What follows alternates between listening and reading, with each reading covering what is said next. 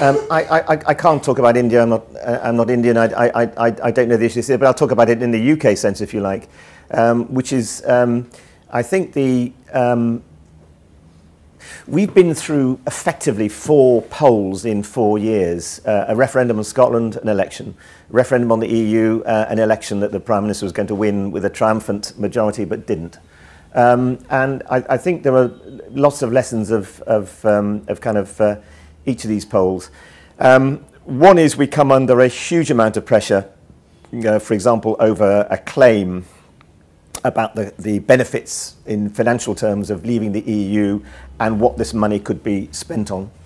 That claim was false, and I think even though there's still debate and dispute about it, we went out of our way to make sure that people knew that to make that claim you had to make all sorts of assumptions that actually were very, very hard to stack up. And we come under a huge amount of pressure to you know, as it were, toe the other line. But I think our role is to be there to, I mean, I don't like the phrase hold to account, because it sounds very pompous as a journalist organisation to say that.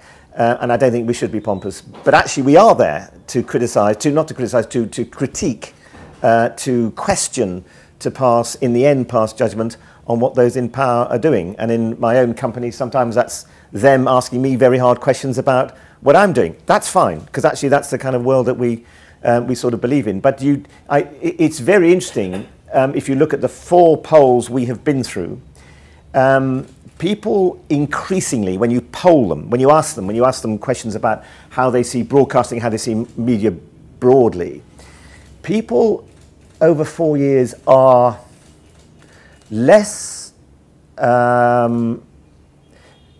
want to hear their own views more strongly than other people's views.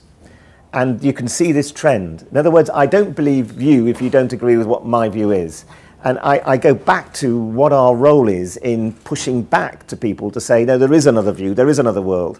And how we get other people's views and get them, or at least listened to by people, I think is really important, because our world is getting noisier and is getting angrier.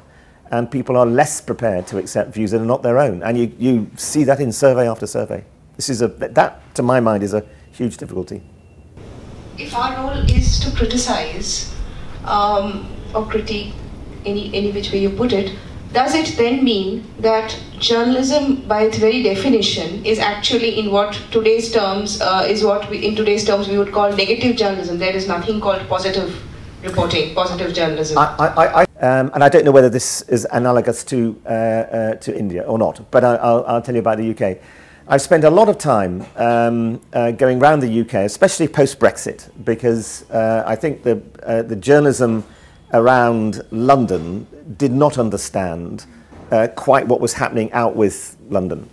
You know, what was happening particularly in the West Midlands and the North East, where people felt a vote against Europe was also a sense of their own alienation, I think, from political processes. So I spent a lot of time outside London. And what comes back a lot at a community level, and this is what I want our local radio stations to reflect on, is, sure, you spend a lot of time telling us that this has happened, or this council has not done that, or this road accident's happened, or da-di-da-di-da.